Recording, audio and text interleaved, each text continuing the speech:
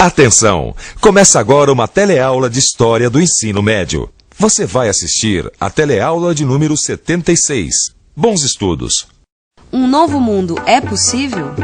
Este é o título da última unidade do telecurso de História. Estas últimas teleaulas tratarão da história que, de certa forma, ainda está em construção. Depois do iluminismo, do positivismo, do marxismo e do atual neoliberalismo, percebe-se o fim desta época de utopias que tentaram nos convencer que apenas um determinado modelo seria o melhor para toda a humanidade. Agora assistimos o início de uma época da diversidade. Em todo o mundo, ecoam as ações coletivas, pressionando por uma cidadania ativa para todos. Criamos novas tecnologias, mas não eliminamos as profundas desigualdades sociais. E estamos frente a sérios desafios na questão do meio ambiente.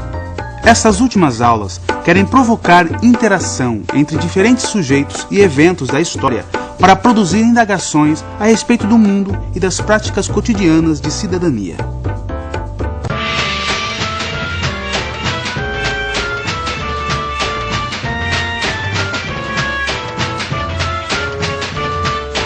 O senhor saberia me dizer onde fica a Chechênia?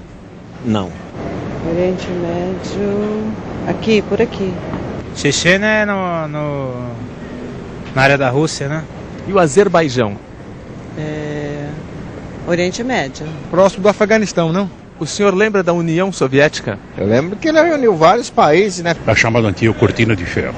O que o senhor lembra do regime político e econômico da União Soviética? Era um regime comunista, preconizado por Karl Marx e Engels. Eles tinham poder bélico também, poder de guerra, né? Então eles juntos, né? Agora já se desformou faz tempo, né? No final do século XX, as várias repúblicas que faziam parte da antiga União das Repúblicas Socialistas Soviéticas também começaram a ganhar espaço nos noticiários do mundo inteiro. Mas afinal, quais as consequências da queda do comunismo para aquela região? Na teleaula de hoje, você vai entender o que aconteceu com a União Soviética depois do declínio do comunismo. Vai ver que vários grupos étnicos, religiosos ou de nacionalidades diferentes lutam para formar estados independentes. E vai ver o que o leste europeu está fazendo para se adaptar à economia mundial.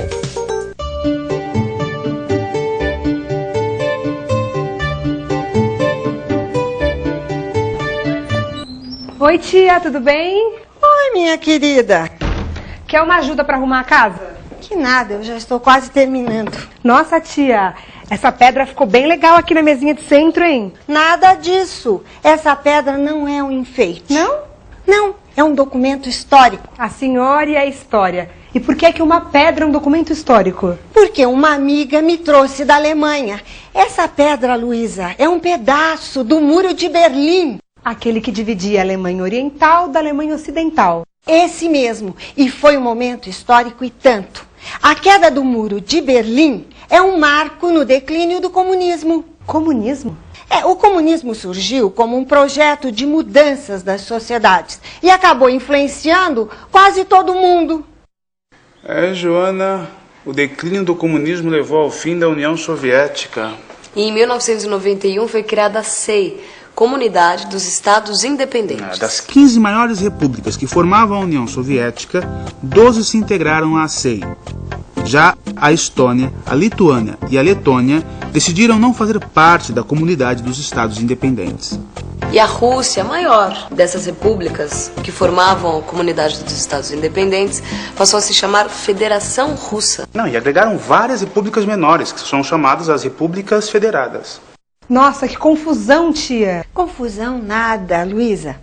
Eu chamaria de história viva, acontecendo o tempo inteiro. Eu sei, tia, mas imagina se o Brasil se juntasse a outros países da América do Sul.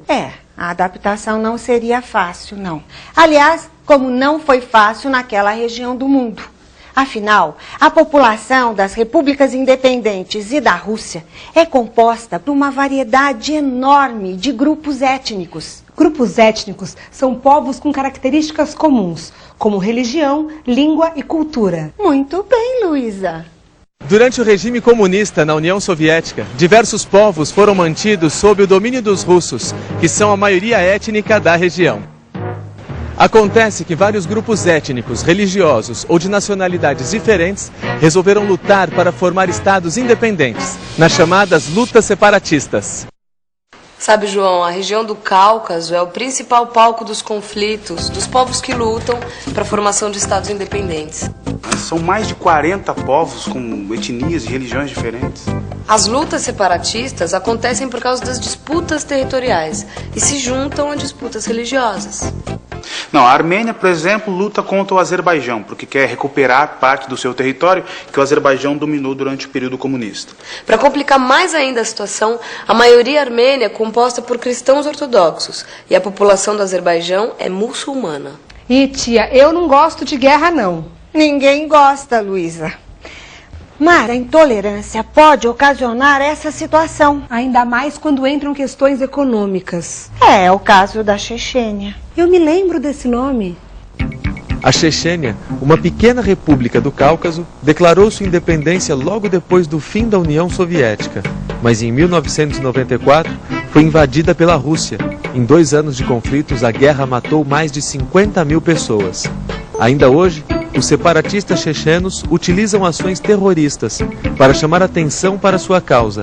E a Rússia se nega a abrir negociações para a independência da região porque trata-se de um local estratégico, próximo das reservas de petróleo do Mar Cáspio, que abastece não só os russos, como outros países da Europa.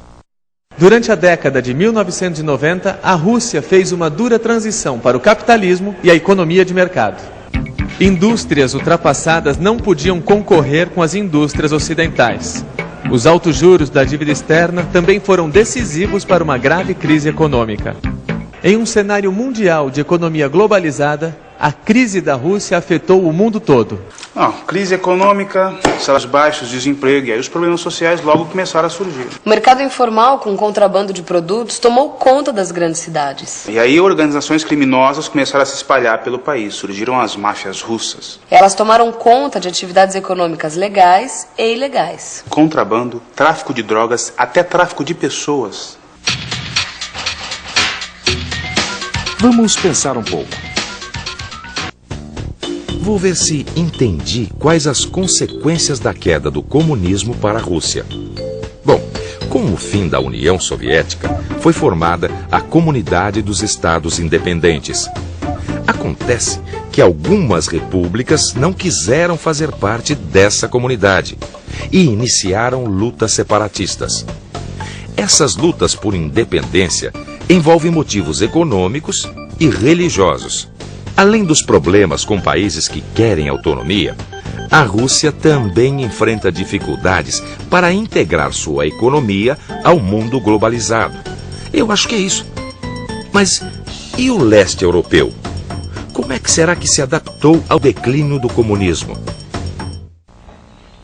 Não vai me dizer que a senhora guardou o jornal do dia seguinte à queda do Muro de Berlim? Claro, foi um momento histórico e tanto.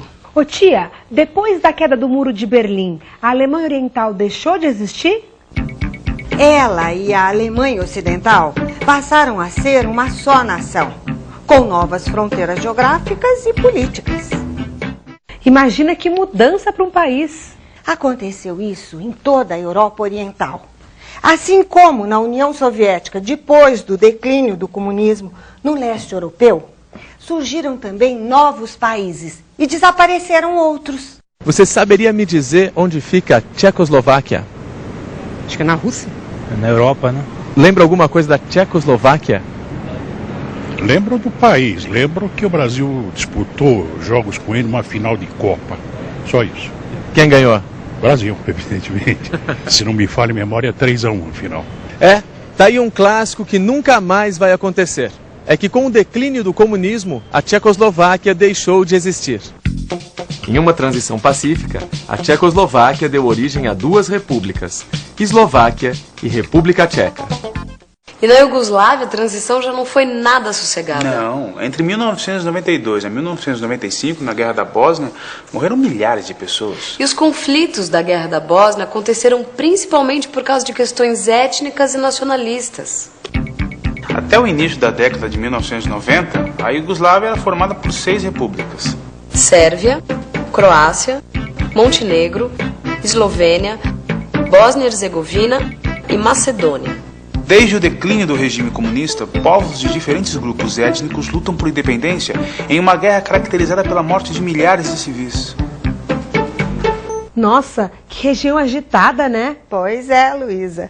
Além de todos os conflitos, o maior desafio do leste europeu é adaptar a sua economia ao capitalismo. E como é que eles estão fazendo isso, tia?